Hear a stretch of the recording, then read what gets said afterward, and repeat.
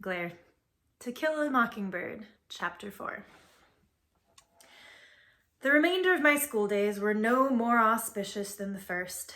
Indeed, they were an endless project that slowly evolved into a unit in which miles of construction paper and wax crayon were expended by the state of Alabama in its well-meaning but fruitless efforts to teach me group dynamics. What Jem called the Dewey Decimal System was school-wide by the end of my first year, so I had no chance to compare it with other teaching techniques. I could only look around me. Atticus and my uncle, who went to school at home, knew everything. At least, what one didn't know, the other did.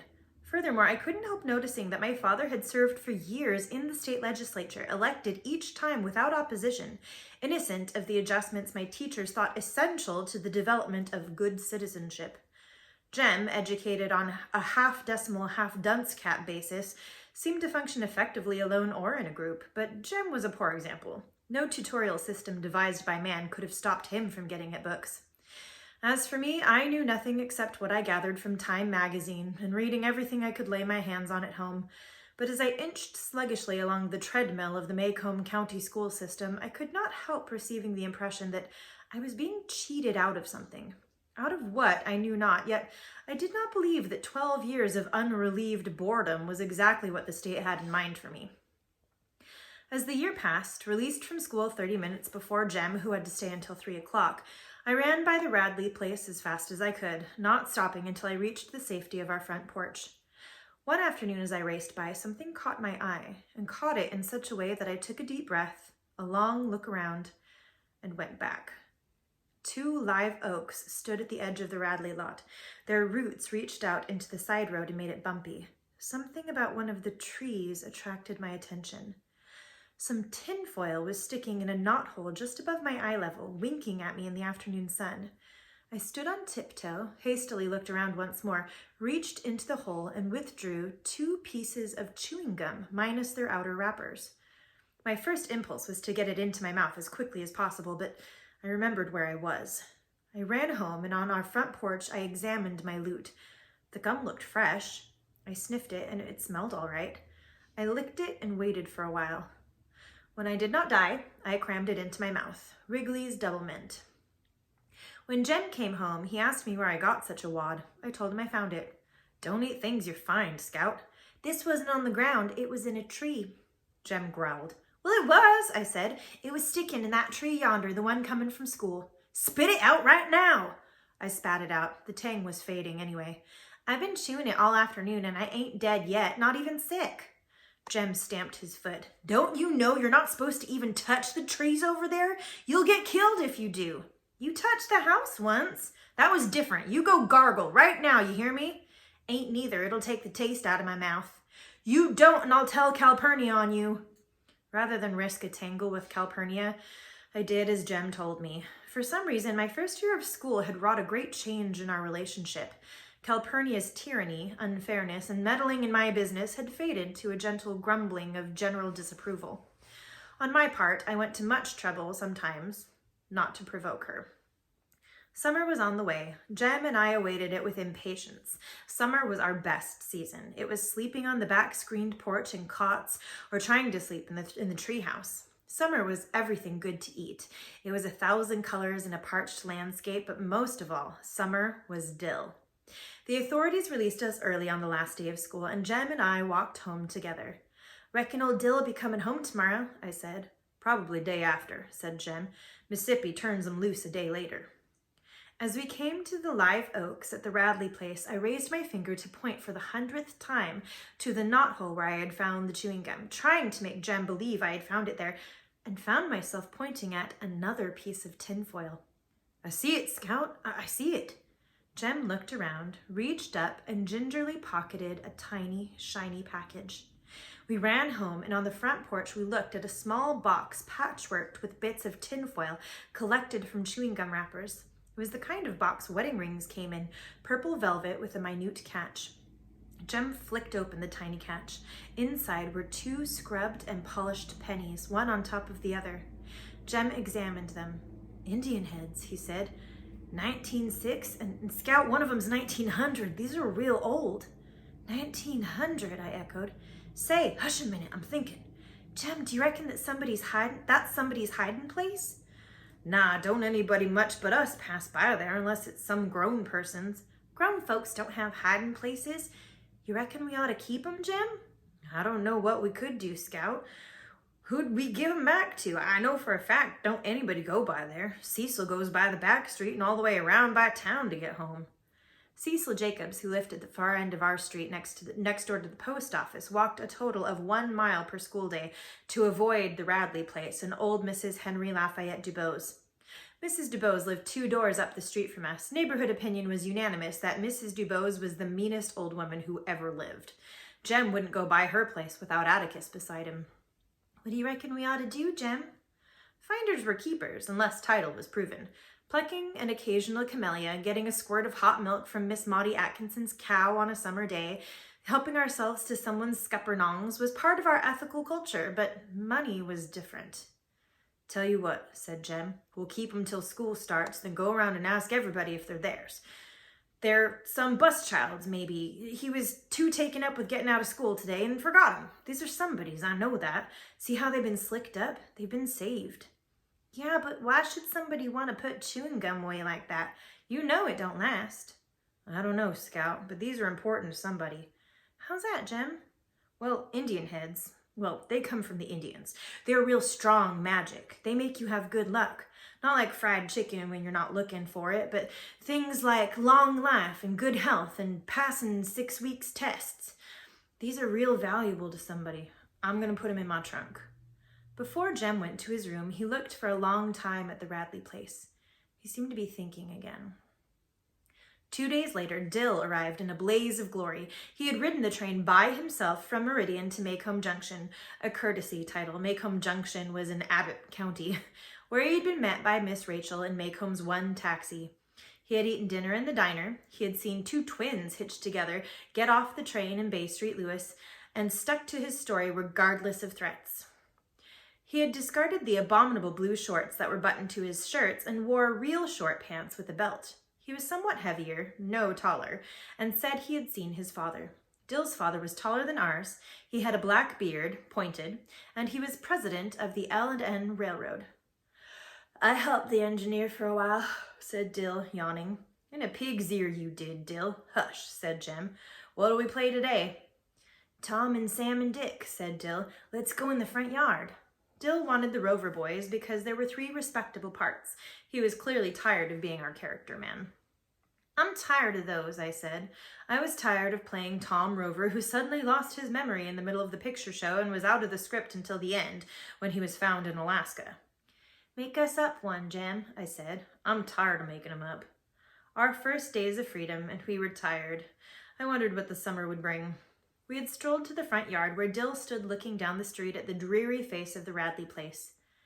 I smell death, he said. I do, I mean it, he said when I told him to shut up. You mean you can smell when somebody is dying? You can smell it? No, I mean I can smell somebody and tell if they're gonna die. An old lady taught me how. Dill leaned over and sniffed me. Jean Louise Finch, you are going to die in 3 days. Dill, if you don't hush, I will knock you bow-legged. I mean it now. Y'all hush, growled Jem. You act like you believe in hot steams. You act like you don't, I said. What's a hot steam? Asked Dill. Haven't you ever walked along a lonesome road at night and passed by a hot place? Jem asked Dill. A hot steam's somebody who can't get into heaven, just wallows around on lonesome roads, and if you walk through 'em, when you die, you'll be one too, and you'll go around at night sucking people's breath. How can you keep from passing through one? You can't, said Jem. Sometimes they stretch all the way across the road, but if you have to go through one, you say, Angel bright, life and death, get off the road, don't suck my breath. That keeps him from wrapping around you. Don't you believe a word he says, Dill, I said. Calpurnia says, well, I'm not going to say that word, but she says that that's not, no, we're not saying that. Jem scowled darkly at me, but said, well, are we going to play anything or not? Let's roll in the tire, I suggested. Jem sighed. You know I'm too big. You can push. I ran to the backyard and pulled an old car tire from under the house. I slapped it up to the front yard. I'm first, I said. Dill said he ought to be first. He just got here. Jem arbitrated, awarded me first push with an extra time for Dill, and I folded myself into the tire. Until it happened, I did not realize that Jem was offended by my contradicting him on hot steams and that he was patiently awaiting an opportunity to reward me. He did by pushing the tire down the sidewalk with all the force in his body. Ground, sky, and houses melted into a mad pallet. My ears throbbed. I was suffocating. I could not put out my hands to stop. They were wedged between my chest and knees. I could only hope that Jem would outrun the tire and me, or that I would be stopped by a bump in the sidewalk. I heard him behind me, chasing and shouting. The tire bumped on gravel, skeetered across the road, crashed into a barrier, and popped me like a cork onto pavement. Dizzy and nauseated, I lay on the cement and shook my head still, pounded my ears to silence, and heard Jem's voice. "Scout, get away from there, come on!" I raised my head and stared at the Radley Place steps in front of me. I froze. "Come on, Scout, don't just lie there," Jem was screaming. "Get up, can't you?" I got to my feet, trembling as I thawed. "Get the tire," Jem hollered, "and bring it with you. Ain't you got any sense at all?" When I was able to navigate, I ran back to them as fast as my shaking knees would carry me. "Why didn't you bring it?" Jem yelled. "Why don't you get it?" I screamed. Jem was silent. "Go on, it ain't far inside the gate. Why, you even touched the house once, remember?" Jem looked at me furiously, could not decline, ran down the sidewalk, treaded water at the gate, then dashed in and retrieved the tire. "See there?" Jem was scowling triumphantly. "Nothing to it. I swear, Scout, sometimes you act so much like a girl, it's mortifying." There was more to it than he knew, but I decided not to tell him. Calpurnia appeared in the front door and yelled, "Lemonade time! You all get in out of that hot sun before you fry alive." Lemonade in the middle of the morning was a summertime ritual.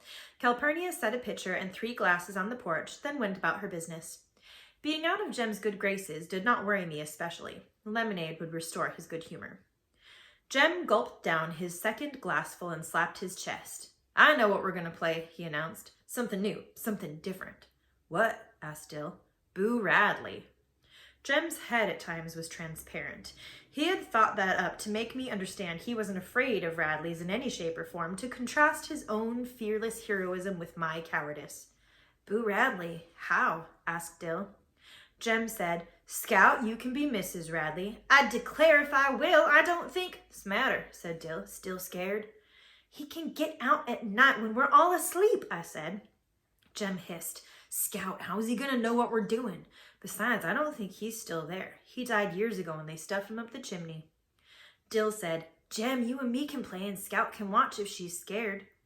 I was fairly sure Boo Radley was inside that house, but I couldn't prove it, and felt it best to keep my mouth shut, or I would be accused of believing in hot steams, phenomena I was immune to in the daytime.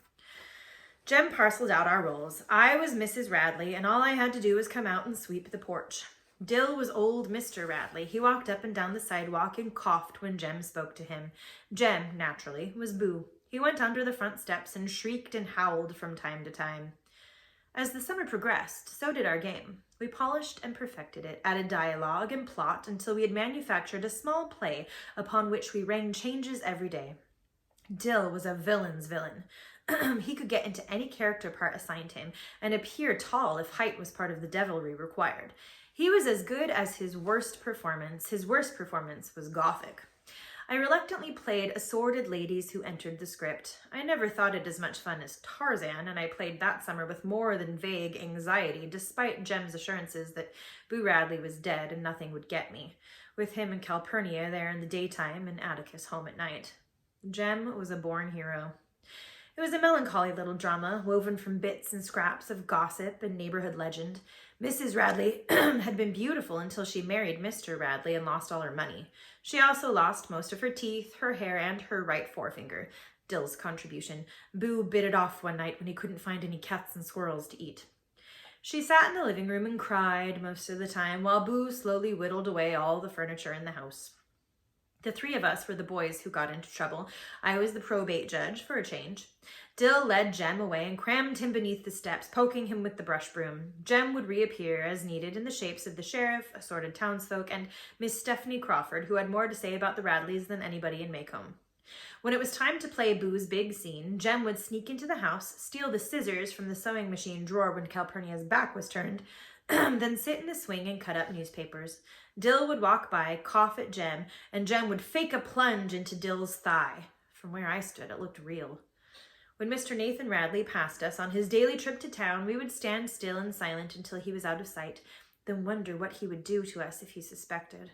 Our activities halted when any of the neighbors appeared, and once I saw Miss Maudie Atkinson staring across the street at us, her hedge clippers poised in midair. One day, we were so busily playing Chapter 25, Book 2 of One Man's Family, we did not see Atticus standing on the sidewalk looking at us, slapping a rolled magazine against his knee. The sun said 12 noon. "What are y'all playing?" he asked. "Nothing," said Jem. Jem's evasion told me our game was a secret, so I kept quiet. "What are you doing with those newspapers, then? Why are you tearing up that newspaper? If it's today's, I'll tan you." "Nothing." "Nothing what?" said Atticus. "Nothing, sir." "Give me those scissors," Atticus said. "They're no things to play with. Does this by any chance have anything to do with the Radleys?" "No, sir," said Jem, reddening. "I hope it doesn't," he said shortly, and went inside the house. "Jem, shut up. He's gone in the living room. He can hear us in there." Safely in the yard, Dill asked Jem if we could play any more. "I don't know. Atticus didn't say we couldn't." "Jem," I said, "I think Atticus knows it anyway." "No, he don't. If he did, he'd say he did." I was not so sure, but Jem told me I was being a girl, that girls always imagined things. That's why other people hated them so, and if I started behaving like one, I could just go off and find some to play with.